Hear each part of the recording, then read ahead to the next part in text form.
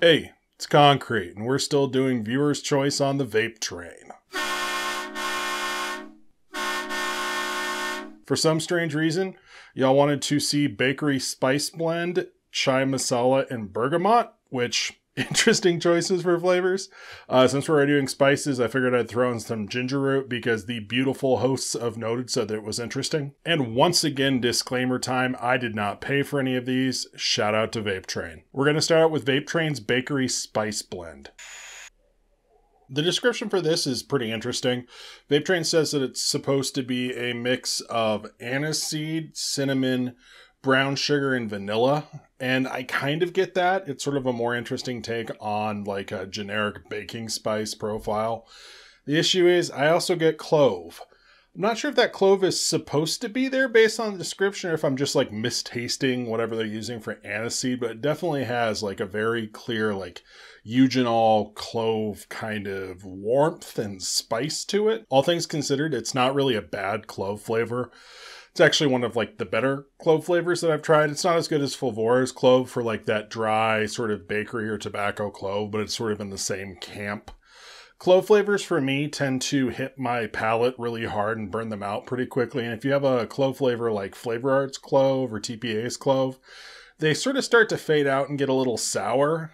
This just fades out and my mouth just gets a little bit numb. Like these clove flavors have some sort of topical numbing effect that really dulls flavor over time. With that said, it's a little bit hard to pick out everything else that's going on here. I do get a clear cinnamon. The cinnamon's actually pretty nice. It isn't like a weirdly savory curry cinnamon like Flavor Arts Cinnamon Ceylon. It's more along the lines of just a straight bakery cinnamon. It doesn't have quite like the body and presence of something like Flavours Rich Cinnamon. It ends up reminding me of their Fire Cinnamon quite a bit, which is still a realistic cinnamon. It isn't a candy cinnamon, but it doesn't have quite that dry bakery body to it. The more interesting parts of this flavor are a little bit lost for me, I feel, with how strong that clove and that cinnamon are. The brown sugar thing, I can kind of get that. There's a definite like brown sugar kind of warmth and a little bit of texture. I do maybe just get like some bare hints of molasses out of it. Doesn't really show up all that much solo, but I've thrown this in with like a couple of very basic bakeries and it does kind of pick up a little bit more of that brown sugar thing. I'm not sure if I'm getting like granulated sugar texture, but I don't think that's ever really going to happen. There is also some vanilla to this too. They get fancy, they say Madagascar vanilla bean pods, but honestly with everything else going on here, it's a little hard to tell what's actually going on. I do taste a little bit of vanilla. Again, I get a little bit more vanilla when it's mixed, but I definitely smell it in the room note too. It does have like a nice warmth and depth to it with that brown sugar and that vanilla. So I think the intention with this one was going to be, you add a little bit of it to a bakery and all of a sudden it tastes like warm and cooked and so there's some spice flavors and a little bit of extra sweetness. It's all well and good and a lot of what's going on here is really interesting, but that clove just kills it for me. Not that I really think that aniseed would have been much better if it was an overwhelming flavor, but it definitely feels like it's heavily biased towards that clove and it kind of limits the utility of this. Without this clove, I get to using this in like snickerdoodles or any kind of like bakery where you want that cinnamon and sugar and that vanilla. But as it stands now, that clove kind of just dominates. I think it'd work well with tobacco or whatever, but then you're going to be like wondering if you want the cinnamon and the vanilla and the sugar and stuff. So the clove really is a sticking point for me on this flavor. With all these flavors today, I'm not going to give any real hard and fast percentage recommendations. Honestly, they all seem very linear. They all kind of work depending on how much you want in there. I'd start low with them and kind of work up just so you don't overwhelm your mix with spice. While this is potent, I don't feel like it's crazy potent. It's not like dilution level potent. So you probably could start at about 0.25% and work up with this. Next, I have Vape Train's Chai Masala. So when they say Chai Masala, I think they're mostly just talking about the spice mix here. If there is like any kind of cream or even tea component to this, I'm not really picking it up. Do get a fairly traditional blend of chai flavors. There's some clove, some cardamom, some ginger, and some cinnamon.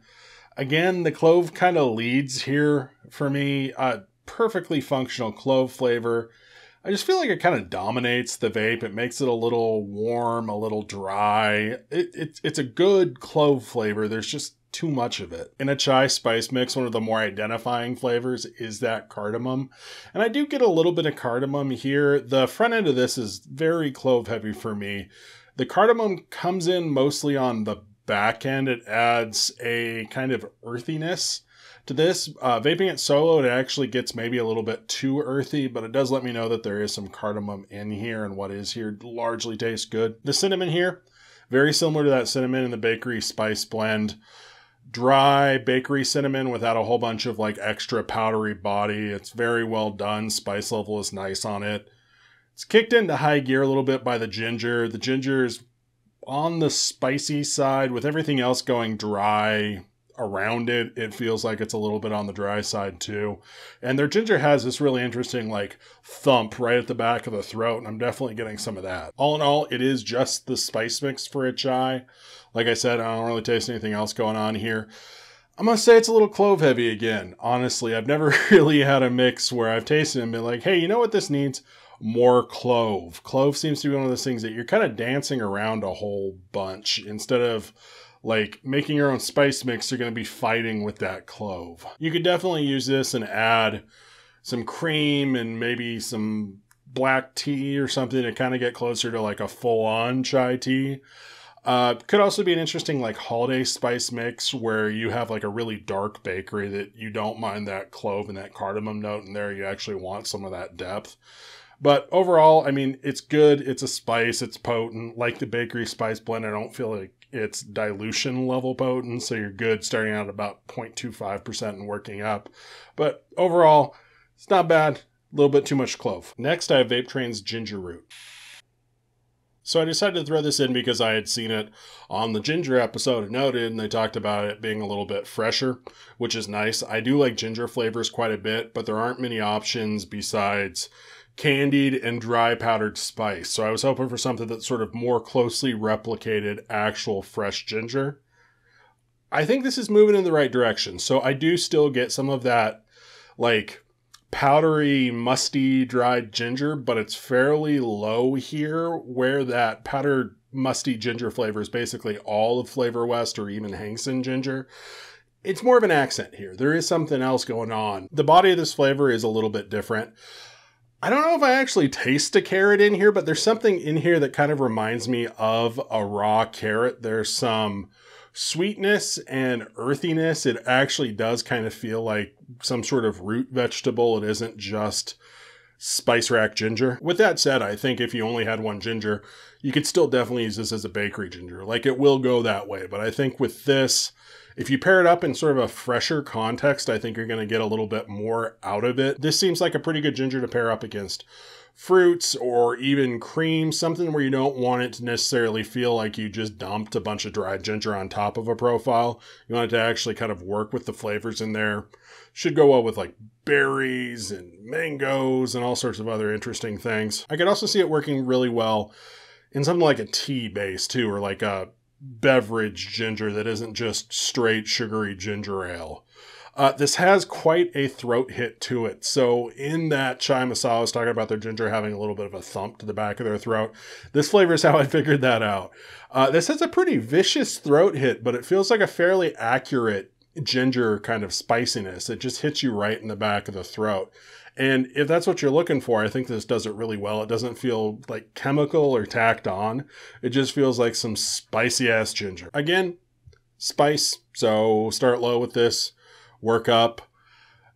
Probably okay starting about 0.5% with this. It's not like crazy strong. It's still a potent flavor, but it's not like dilution level potent. I'd top out somewhere around 2%. I have found that throat hit gets pretty hellacious above there. But for a ginger that does something at least novel, a little bit fresher, this is pretty good. Last for today, I have Vape Train's Bergamot. When I started mixing, I had no idea to have such strong opinions on bergamot, but here we are. This is a little bit of a fresher, fruitier take on bergamot than I'm used to. So bergamot itself is a kind of bitter orange, looking thing. It's basically what gives Earl Grey tea its like distinct nose to it. Kind of almost a little bit like a lavender. I feel like this conveys the fact that bergamot starts out as a fruit fairly well.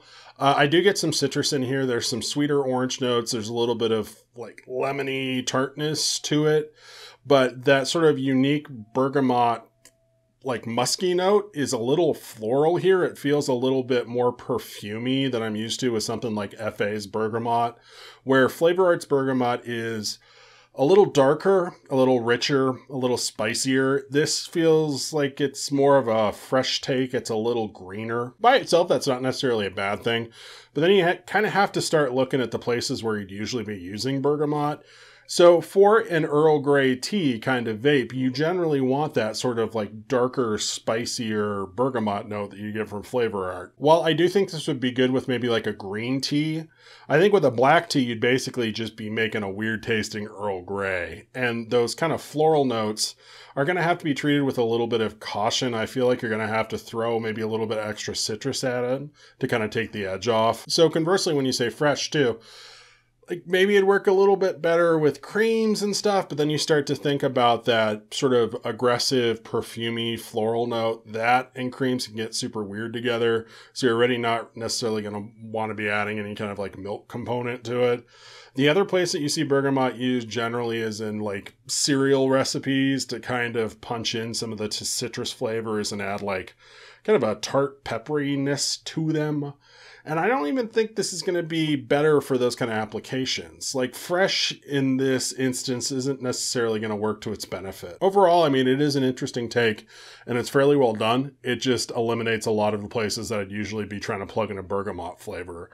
If you want to get abstract with it, it'd work well with like some brighter fruits, some in a mix that you don't mind going a little bit floral.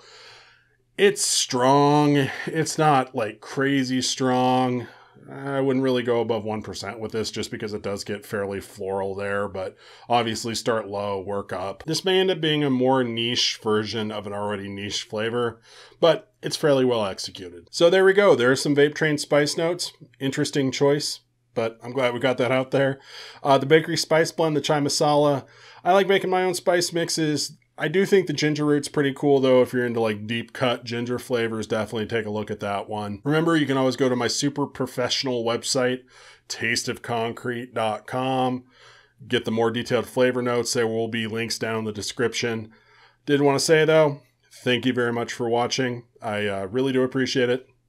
I will catch you later.